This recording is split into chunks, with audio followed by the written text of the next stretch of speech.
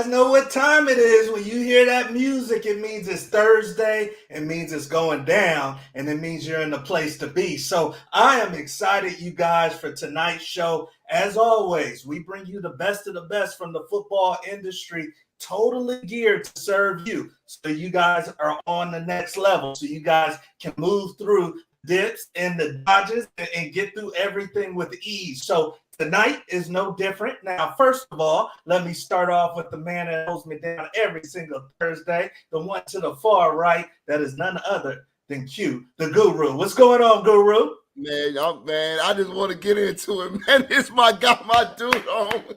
Man, I'm on 10 right now, man. Anytime I got, man, one of my guys on, man, from the crib, I'm feeling lovely, man. It's gonna be a great show. All right. And I know that feeling. And St. Louis has got the show tonight. St. Louis is going to hold us down tonight. So let me get into it and stop playing around. You see the gentleman that I have in the middle of the screen. Now, you may not know all that this man has accomplished. I'm talking about on the field, off the field, major success, major relationships built, you guys. And tonight, you guys are going to get the sauce. So we have the great Brian Fletcher with us. He played at UCLA. He went on to play in the NFL. We have a Super Bowl champion, you guys. He's done work with the embassy. He's been in politics, finance. We're going to get into the whole bag tonight. So I'm excited to bring on Mr. Brian Fletcher. How's it going, B? It's going well. Q, what's up, man? What's going on? What's going on, 10? I'm chilling. Hey, so look, before we even get started, look, I got to tell a story. I'll be busting out with stories all night. So we got this thing. We got this thing at Hazelwood East, right? Where, man, we done put out so many unbelievable athletes, man. Brian whole family for real. But Brian, man, like at LSU, they got this thing with the number 7, right? Like you gotta be a killer at so that's the way it is at East. So since Brian came out of school, only a 4 or 5 star tight end, man, can wear number 10 at Hazelwood East. If you're not there, you can't wear 10. No, I'm dead serious. I promise it's the same thing. It's the same thing with 10 and the number 2 at East. If you're not that guy, you can't wear it. Period. Flat out. Yeah, man. So every since this man, every 4 or 5 star tight end from Hazelwood East, you the only one that can wear 10. Can't nobody else. We raised the level. First of all, I want to say what's up to Coach Woods. Appreciate everything you're doing, and you're a legend in your own right. I appreciate you, brother. No, we raised the bar. But it started before us. You know, my oldest brother, again, Terrell. You know, they won their state championship. Scouts started coming around. Then we won ours. You know, it went to a completely different level, man. These kids at East better recognize who started all of this. Yeah, definitely. So, definitely. It's crazy how many people we're putting in the league, man. Man. Just Hathaway, man, North. You know, we Jamar or this Israel, his name to Israel. You know, growing up playing in the streets. You know, 8, 9 years old with Jamar. Jamar was one of my best friends growing up. He goes on and win the Thor, plays in the NFL. Reggie Germany comes into the neighborhood a little bit later. Man. Plays for Buffalo. Then, you know, the era before, you had the Whittingtons. You had Nard and Darrell. Aaron. Yeah, man, I was gonna say. Yeah. Our neighborhood, just halfway down the north. No, I'm telling you. It's like the recruiters were camped out. The recruiters camped out. But we're going to get into that. Hold on that. Okay, I'm jumping the gun. Hold on that. Coach Woods putting me in my place now. I'm back. Y'all came down the block on me. So let's save some of the show. So obviously, you guys already see we're going to have one great show tonight. And once again, you guys, this is somebody that had a chance to win a Super Bowl. Many of you guys just dream about that opportunity. This is somebody that has lived it. He's played at a high level. He comes from a family that has played at a high level. So we're going to get so much game tonight, you guys, so much game tonight. And I want to get right into it, Brian, because we got some people. I see people already coming in the comment section. The Munoz family, greetings from Texas. We've got the great agent Alicia Jones. She's popping in. She's trying to make sure her record is okay because she got the lights around record right now. We're going to put Brian through that in a little bit. And then we got Sadai Green saying, "What's up, coach? What's going on, superstar?" And then Jimmy Rucker say, "Makes sense. No lazy loafers coming behind hardworking legends." So I love it. I love it. I see the great Coach Falls too. So we're going to get to everybody in a minute because I know we got our usuals, but you guys know who this is about tonight. So let me get into it. So just to start it off, I mean, amazing family. You know, it seems like, I don't know what mom and dad were doing, but they need to write a book because just so much success coming out of the family. Your brother is a professor at San Jose State.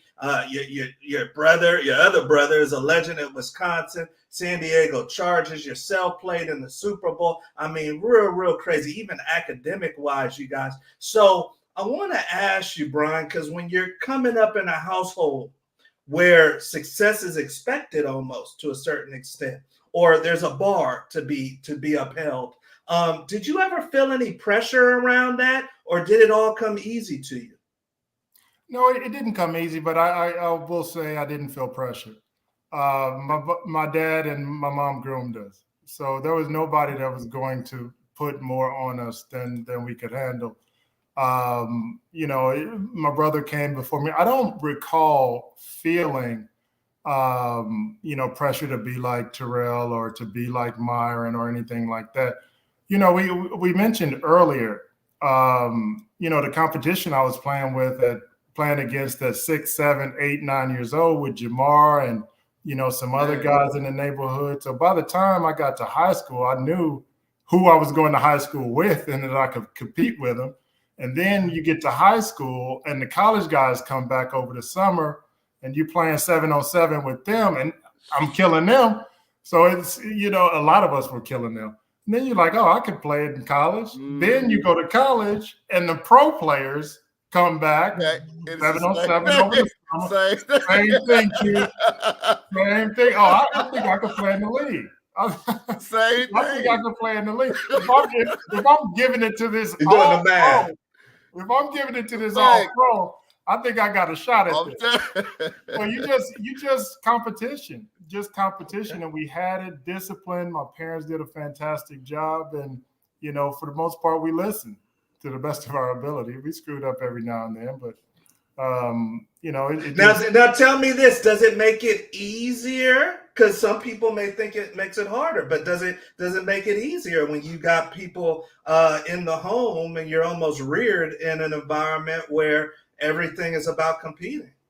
It definitely makes it easier. It's always easier when you have a supportive mom and dad, when you have a supportive family, and not just that. You know, in the neighborhood, you know, we didn't have a ton of problems back then in Hazelwood or Hathaway Manor North, and you know, Myron and Terrell were such legends at East. You know, I wasn't getting a lot of, you know, crap, you know, at school. So nor was I doing anything to really deserve crap. So it definitely makes it easier when you have a support system. It makes it easier for anyone. Doesn't make it easy. It makes it easier though. Right. Yeah, the path is straightforward. No, I love that right there. And we got more people coming in. Jimmy Rucker says discipline. Say it louder for the people in the back. We got the great Coach Falls and Jimmy Rucker. They are transitioning TI to flag football. They got a sidebar conversation going on there. And then my mother-in-law said, "What's going on? Looking forward to an amazing show. I see you, Mama. Thank you for holding it down." So, that is great right there. I mean, some people fold, some people step it up. Go ahead, Q. No, I was about to say, Coach, that's what I've mentioned this on previous shows, man. If you notice, man, Brian keeps talking about the neighborhoods. You know, like I grew up, man, in Paddock, right down the way. So it's all these neighborhoods in Hamilton, right? So it's all these neighborhoods, man. But we, you know, and that's our clan, right? So, you know, we got the high school. It was like man, can't nobody see us, man. It's about to go down. But my point of bringing that up is it's about kids now, and you see all the talent going to private schools. And I love the fact that our program was built off of basically brothers, cousins. That was our whole. It was our community. That's what made our school what it was. Man, we never thought about going to any type of private school or anything like that. Man, we were about North County, where we were at in that area, and that was our community, man. And they gonna hold us down.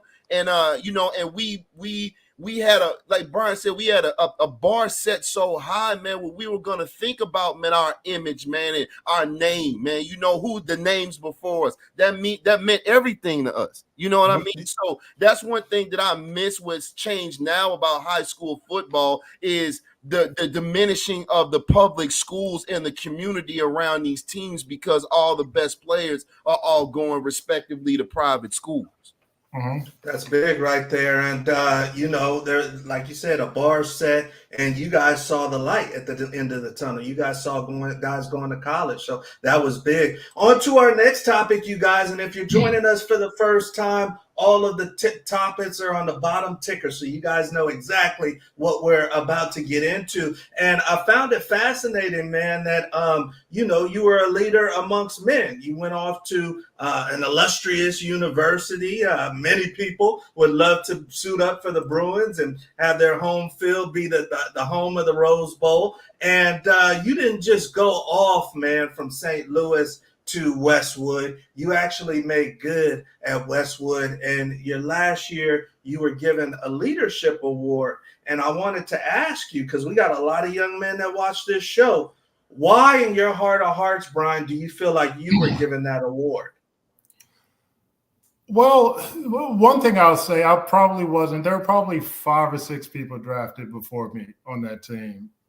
So it wasn't because I was the best player on that team. I just think that I walk the walk, I talk the talk, and for some reason people gravitated towards that. Even not being in the top 5 best players on that team, I had a way of communicating with guys, of motivating guys, and accomplishing goals. And I believe the coaches and the players saw that, and they voted for me.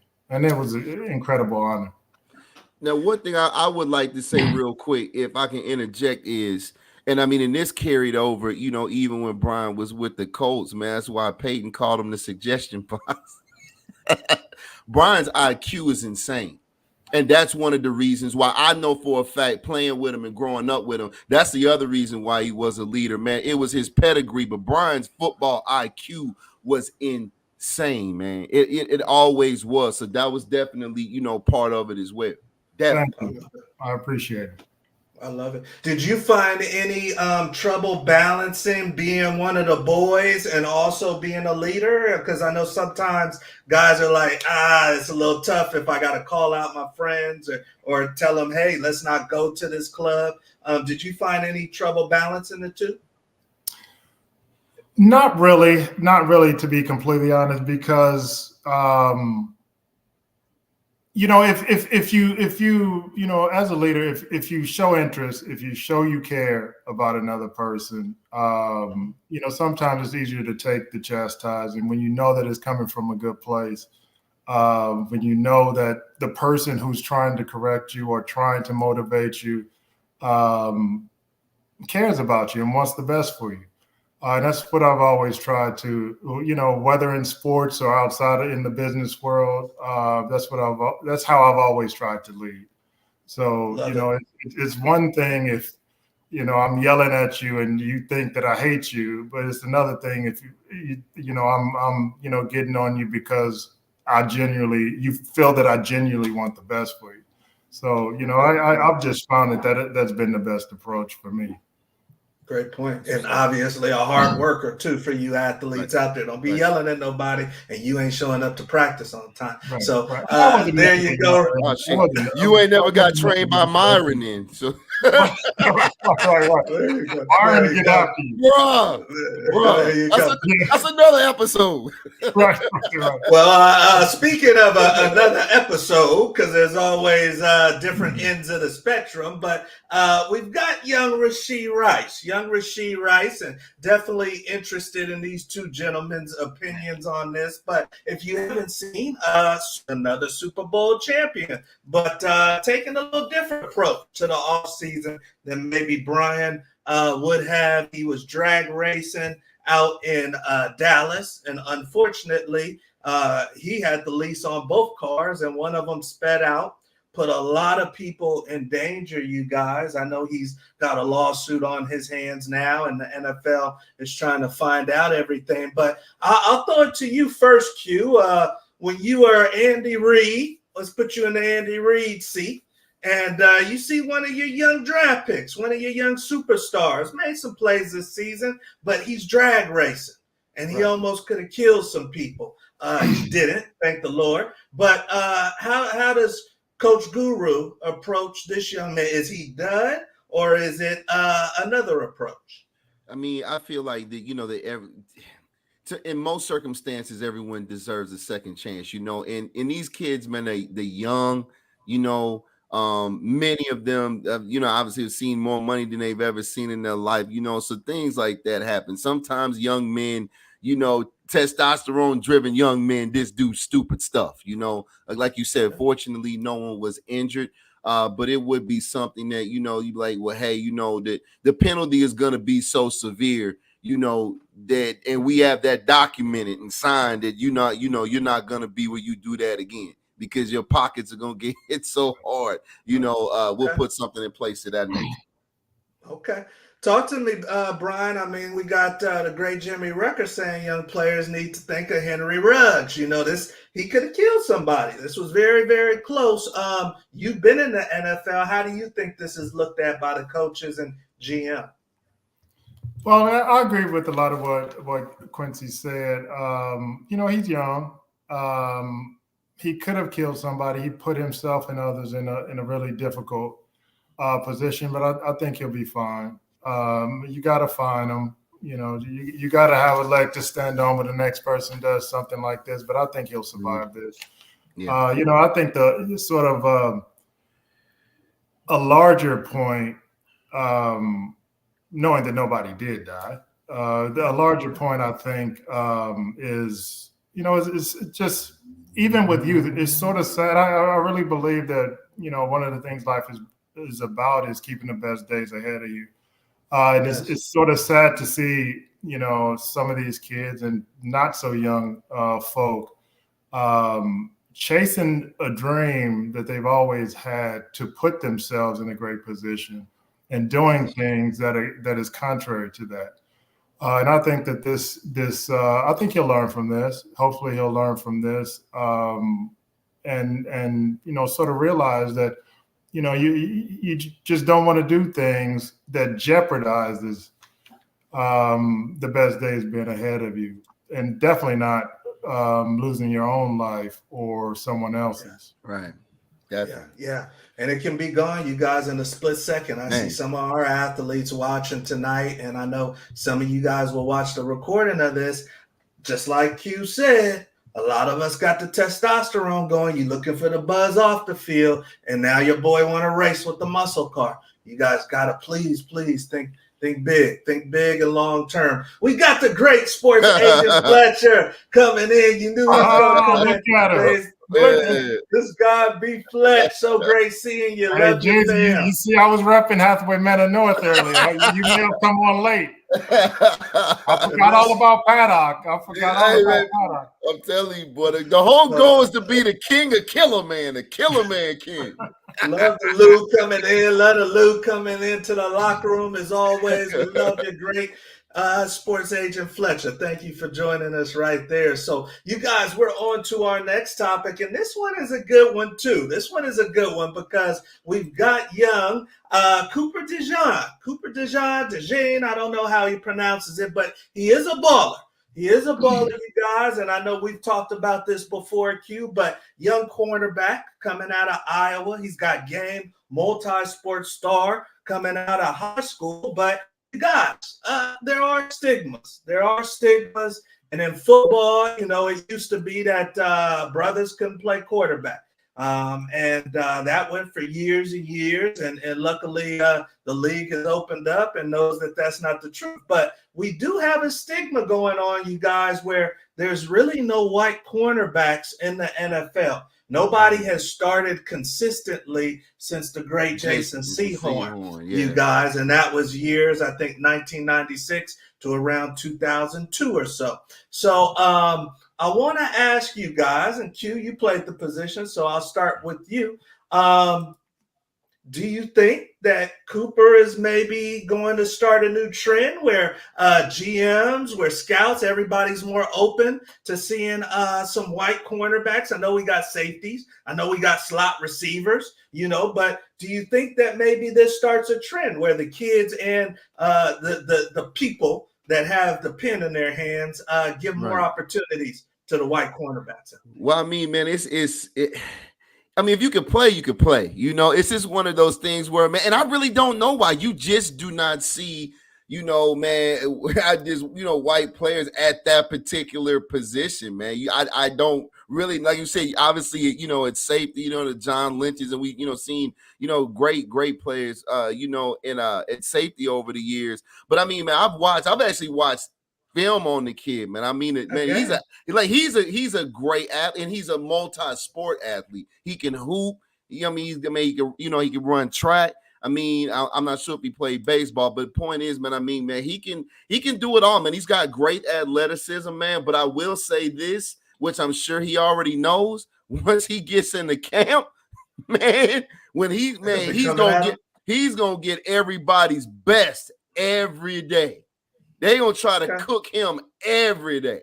Okay. So I'm sure he's aware of that, but he needs to, you know, really be prepared for that, because he's gonna, I mean, camp and when you get into the season, man.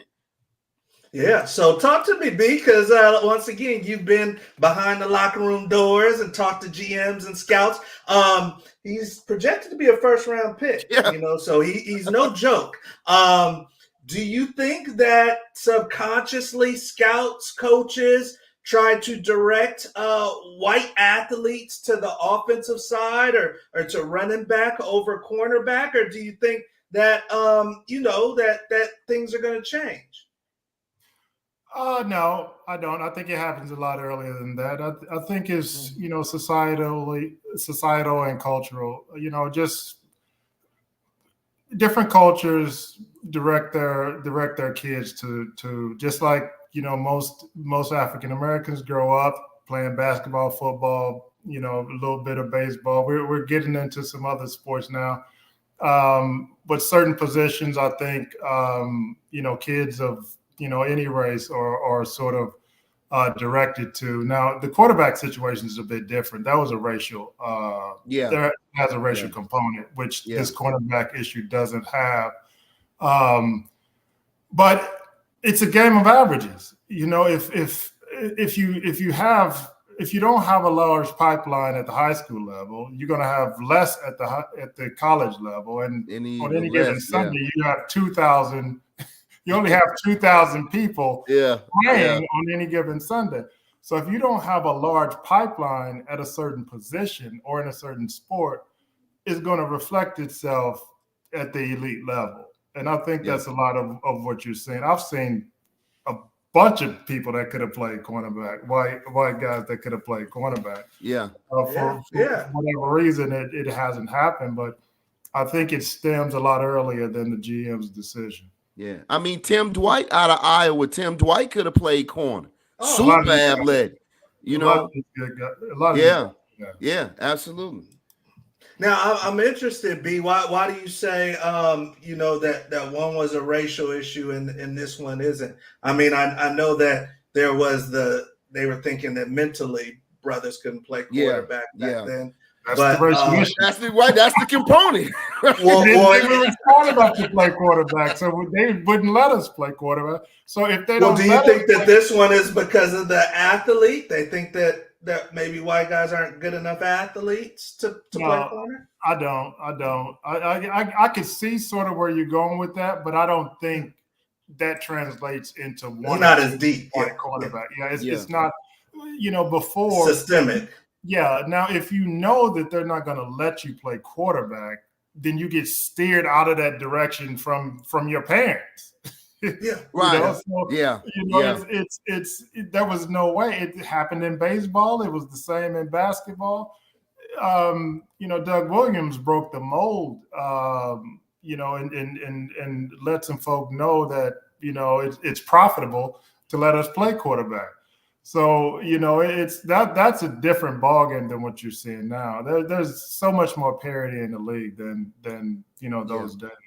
Yeah, definitely. Well, great topic. And obviously, this young man can play. And I see the great agent Alicia saying, hey, skill has no color. And you got that right. If you can make some plays, they're going to put you out there. So he's supposed to be a first-round pick. So really rooting for this young man. Going on to the next topic, you guys. And this one is kind of a new thing. We didn't have to deal with this when we were playing. But obviously, you guys, the sports betting world has taken off, and it's legal in many states.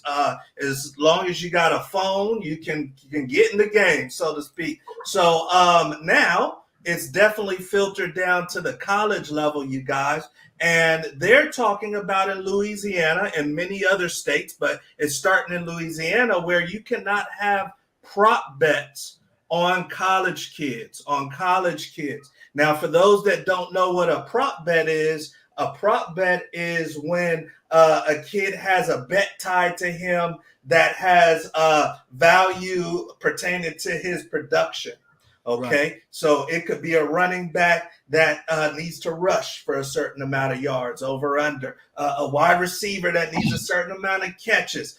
So you guys get what I'm saying. And Brian and Q, some kids have been getting harassed, and there's been some ugly things taking place because people are losing bets because these kids didn't get the stats that they needed. So I'll start off with you, Q.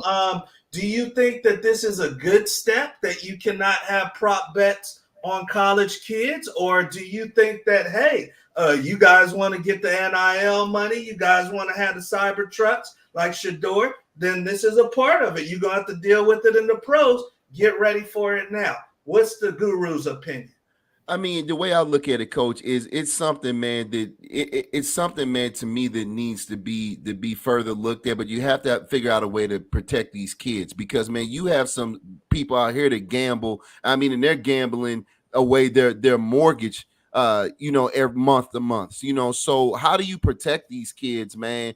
In public? That's why I constantly say, if you're a marquee, college player, man, you need some type of security because of situations like this. Because this could incite violence, man, in regards to these kids. Because, like you said, people are putting down significant bets, and this particular kid didn't get enough tackles, or this kid didn't get enough touchdowns, or whatever the case may be, and that could really, really be a problem. So yeah, man, this is something. I mean, it's other ways, man, to be in the NIL space and be profitable and successful outside of just betting, man. That's not the way to go. Talk to me a little bit, Brian. I mean, you were making plays at UCLA. Luckily, nobody rushed you on campus and said, hey, you dropped that game winner. Do you think that these kids just need to get ready for it if they want to go pro, or do you think that there needs to be some type of guardrails? I think that I err on the side of guardrails. It's one thing to bet on an overall team win or point spread, but when you start betting on individual players, you're bringing a target directly onto the performance of one player. Yeah. When you're talking about unscrupulous, bettors, the sharks out there, you're just putting a target on an individual kid's back that just shouldn't be there. They're purely for profit. To bring it on a team or a university is one thing, but to bring it on an individual kid, I think is unwise. Yeah. Do you think it's okay at the NFL pro level, or do you think they should eradicate prop bets totally? I think it's a little bit different up there. I'm not a fan of it, even in the NFL. But you're talking about kids that are not kids. You're talking about people that are mature on a professional level, expected to act professionally. You have billionaire owners who have an interest in investing a large amount of money to protect, quote unquote, their assets. So it's a different ball game up there, but I still don't like it. Yeah. Gotcha. No. So this will be interesting. And some of you parents out there, some of you athletes, this isn't eradicated in all states. So depending on what school you're at, depending on what game you're playing, who you're playing, and some of you parents might not even know that this has been going on, that people can literally bet anywhere in the country on your kid if they're playing at the college level. And yeah, they do get harassed, unfortunately, online and offline. So good to see that they're putting some guardrails behind that. You guys, we are on to the lightning round. The lightning round is where it goes down, and we're excited to have our guest tonight go through the light. In here, she's probably watching her record of 17, which is amazing. If you guys are joining us for the very first time, the lightning round is where we put our guests through a little bit of a word association drill. Now, this man is smart. You guys already heard he's smart. I'm terrible at this. Okay, so he may get with us tonight, Miss Alicia. I don't know, but we're gonna see, and we're gonna put him through a 60-second word association drill. So if you guys are joining us, we're gonna say something, and he's gonna give us the first thing that he thinks of. Now, the smart man, so he's gonna keep it at least PG-13, but he's gonna give us the first thing that he thinks of. Okay, so I'm gonna get my stopwatch ready. He's got 60 seconds to go through a blitz. Now, once again, 17's the number by the great agent Alicia Jones. So 17's the number. Come on, I got him at zeros. Come so on, you guys 10. know we're not cheap. And you get one for tech delay. So even 16 push you in the mix with the great Alicia Jones. So let me get my list ready. People love the lightning round because it goes down. So you may hear him say something about you, because we may have some people from St. Louis on this list. We may not. But you ready to go, B? Yep, let's go. Here we go. All right. We got him at 0. This is the lightning round. First thing that comes to your mind. All right. Number 1, Hazelwood East. Go. Winners.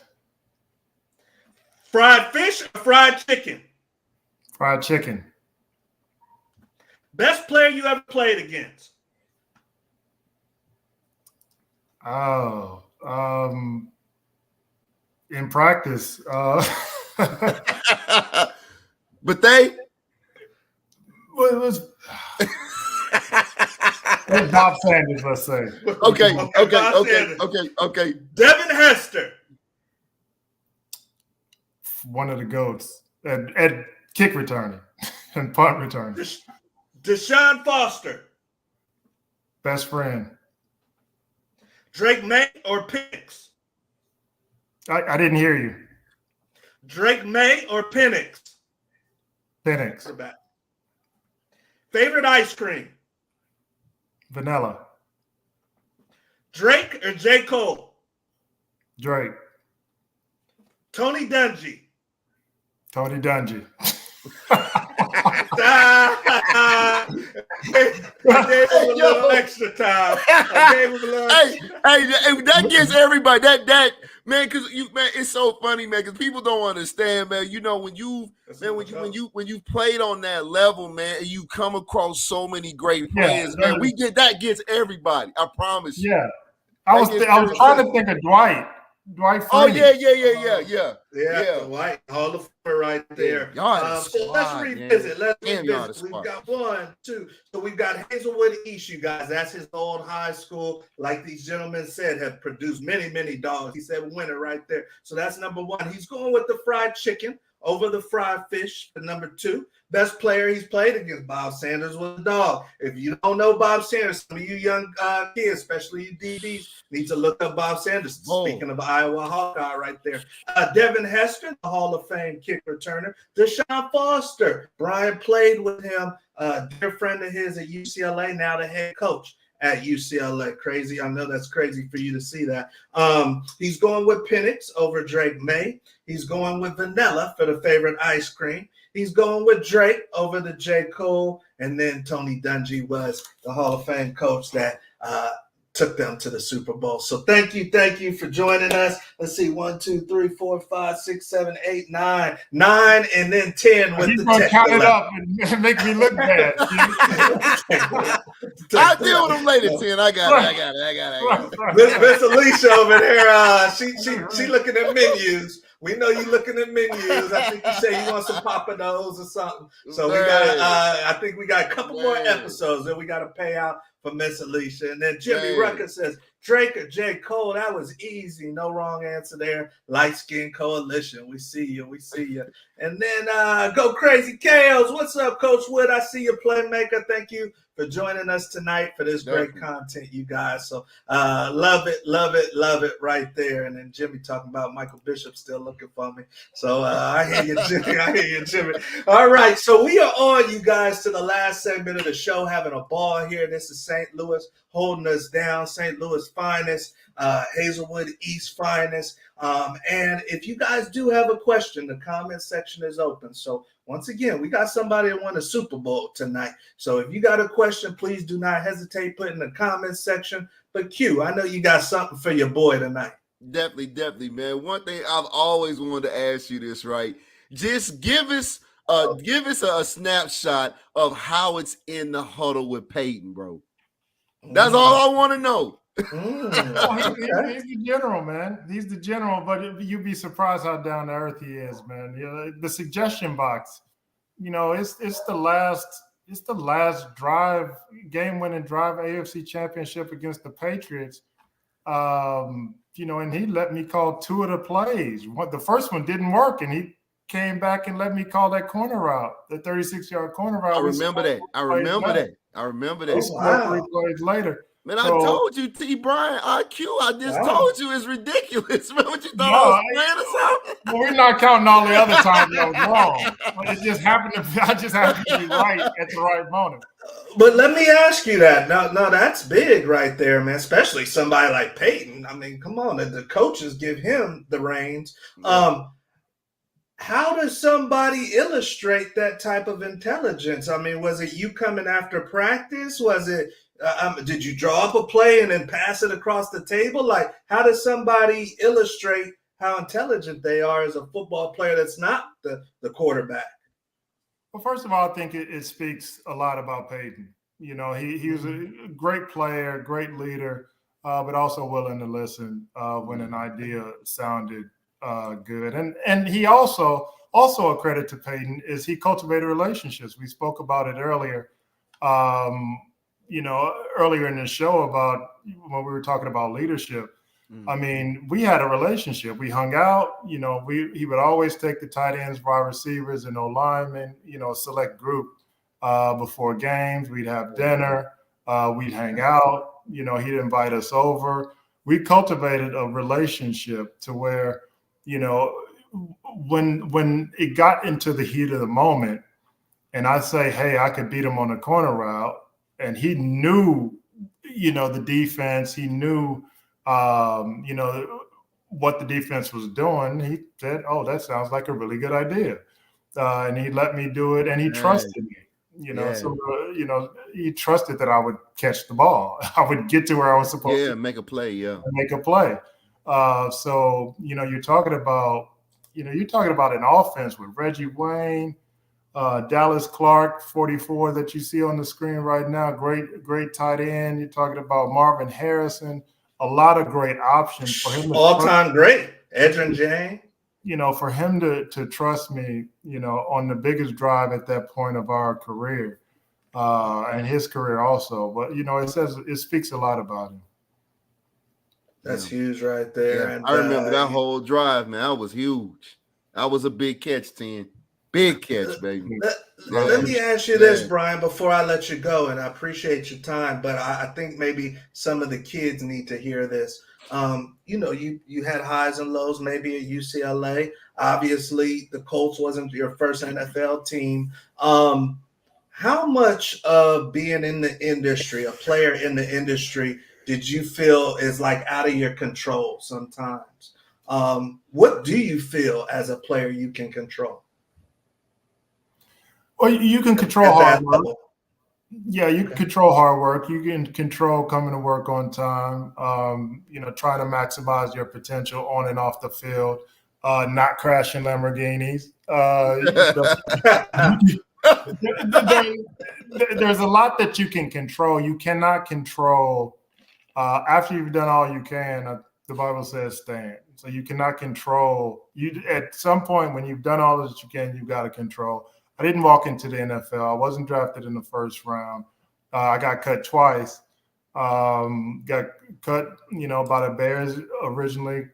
They brought me back on the practice squad, released. Coach Dungy and the Colts picked me up. I could not control that I was a 6'5", 230-pound tight end in a league that really did not even look at you unless you were 260. So Coach Dungy gave me a chance. He said, hey, this kid can play. I don't care if he's 30 pounds underweight. And I think it worked out for all of us. So I could not control whether I looked like the Bears prototype tight end. The Lord blessed to where I came across an organization that just only cared that I could play, even if I didn't fit the description. Let me say that. Yeah. So I could not bad to win a Super Bowl against the team that let you walk, huh? Oh yeah. I don't want to bring that. But the cool part about it is, it was a few years after, so I knew all of them. So we're Urlacher, Brian Urlacher, Briggs came in a year after me. Tillman came in. He was a bit younger. I don't think he was there when I was there. Yeah, because Peanut played with Fletcher. Yeah. So college. Yeah. So I knew the vast majority of them. So it was cool, hanging out before the game. Urlacher is a legend. Hugging him and hugging some of those other guys and coming out on top in the end was even better. So no doubt. There you go. Well, hey, this was an amazing opportunity for a lot of you young athletes. We enjoyed it. I know Q has been waiting to have you on, man. So you're doing big things off the field. Please keep up the great work. Stay blessed. And thanks for coming on the Locker Room Show tonight. Thank you all for having me. This was fun. Thanks, Q, Coach Woods. I had a great time. There you go. All right, you guys. So, hey, that is the great Brian Fletcher, you guys. This is a St. Louis legend, Q. And, man, I mean, dude, to go from the Lou to UCLA, not blow that off because a lot of people blow that off, but to go to UCLA, man, be a leader on your team, go to the NFL, win a Super Bowl. He's doing community work, financial work, embassy work. I mean, I know y'all are proud, man. Oh man, definitely, man, definitely. We got to get his younger brother. We got to get Sean on too. Like I said, man, it's the whole family. We ain't even started yet, man. We got to get the Whittington family, their whole family. This all us out of Hazelwood. Whole family went D1. Whole family, man, went to the league. The whole family, man. So it's like this was what our school was based off of, man. So it's all so funny, like I said, obviously, man, it's a lot of great football in California, a lot of great football in Texas and Florida. But it's like, man, I will say when a kid comes out of St. Louis, man, they are pure dog. Jeremy Macklin, Ezekiel Elliott, man, we could keep going, man. Actually, the number one wide receiver coming out, Luther Durden out of Mizzou. He's up for the call, man. We can keep going. So do not sleep, man, on St. Louis, man, as far as talent, man. If you see a kid come out of St. Louis and he's a dog, he's going to be a problem, dude, in college and in the league. They're hungry. It's some areas. I mean, there's a lot of areas across the country with talent, but there's some where I think the hometown pride is a little bit more serious. Yeah. And the hunger, like the we want to prove it, is a little bit more serious. Oh, yeah, definitely. We get a cat out of St. Louis, a cat out of maybe coming out of the East Bay, Oakland. Yeah. They're looking to prove something. Yeah, like Justin Tatum. I mean, man. So I agree with that. It's just, man, when we leave home, man, we got a chip on our shoulder, man, because we know that, we have these other states, man, they're right. These other states, like Cali, Florida, and Texas, man, that has these great, huge beds of talent, and we like, okay, man, like we're gonna have to show them something today, man. And that's how we leave out, man. So I'm definitely proud of man. Everybody I done played with from St. Louis could play, and I don't play around with that. Everybody, whether it was you, Cortland, everybody I played with from St. Louis can play. So hopefully you guys got a lot out of tonight's show. I see the great Alicia Jones, Agent Jones. I know you're busy as we get closer to the draft. Best of luck. And thank you for joining us. We got the great Coach Hughes saying great show, you guys, and we thank you guys as always for joining us. Please, not already, I don't know why you haven't, but please like and subscribe to our YouTube channel. Make sure that the algorithms pump us up. We got to get in front of more football players, more parents, more coaches. We need you guys' help and support and love with that. So please make sure that you like, subscribe, and share. That's a perfect way for you guys to give us a pat on the back for all the work we do. And then also, we are sponsored tonight by NIL LLC. Please check out www.nillllc.org, because this is a new day and age, you guys, a new day and age. And this is your time, if you're smart, where you guys can really build something for yourself as a student athlete. Put some dollars in your back pocket, maybe pay off some college debt, and then also build something for the future. So if you want to start, run, and grow your NIL business, check out www.nillllc.org. and make it happen. All right. Q, anything for the good people? We getting closer to the draft, man. Hey, man, it's about to go down, man. We're talking about a lot of quarterbacks. Hey, drafted in the first round. Yeah, this is, man. We were saying that, man. This is a real quarterback heavy draft. I'm really interested to see, how everyone graded out, man, and how they fall. Obviously, we're trying to wait and see where Caleb ends up. Drake May, JJ McCarthy, man. So it's gonna be interesting. But I will say this, man, for those first 20 picks, better get them right. Man, hey, I'm telling you, they better get them right. But I'm calling at least 5 quarterbacks within those first 20 picks. I'm calling 5. Yeah, I'm calling 5, man. You got how many? Put your guru crystal ball in the work. How many out of the 5 end up being somebody? Oh man, I'm gonna tell you what, man. And when I say somebody, making it to maybe at least Pro Bowl. I ate Penix. Penix to me is the most absolute NFL ready only quarterback. One or more than one. Well, I would say right now, I would say Penix, and I would say, man, I'd like to say Caleb, man, but I have an issue with him with his maturity level and he can, and that, if you notice, that's what I asked when we were talking to Brian. With Peyton in the huddle, QB's got to control the huddle, and you have to be in situations where you're putting together a drive and guys can look you in your eye and know, regardless what the score is, how much time's on the clock, we're about to punch it in. And I don't know if Caleb has that kind of leadership quality. I don't. He's showing too much immaturity, man. He has talent, but he's showing too much immaturity. So I think that could, really come into play unless he turns that around. But like I said, man, we'll see, because there's going to be some big checks getting cut for sure. Yeah, definitely some big checks getting cut. And I know some of you guys got your favorite team. Some of you guys probably need a quarterback. So to see if you get the right one. We got the great Brandon Harmon coming in. What's going on, my guy? Your boy, I'm here. Oh, yeah. So we appreciate you coming in, man. Make sure you like, subscribe. Make sure you tell all the homies, tell all the young football players, you guys, if you know a young football player, there is no reason in the world for them not to come behind the locker room door and come rock with us. No reason in the world, because it's only going to make their career better, their IQ better. When you're hearing from people like Brian Fletcher, you're only going to get better, all right, on and off the field. Thanks. So hopefully you guys enjoyed tonight's show. Jimmy saying Penix Jr. is the most mature. Yeah, I do like Penix right there, Jimmy. So it is going to be interesting. It's going to be interesting. But, hey, we love you guys. Make sure you come back next Thursday. We got another amazing guest for you. It's the off season, so we bring you all the dogs. So come back next Thursday. Bring a friend with you, and we'll definitely see you guys at the top. Have a good one.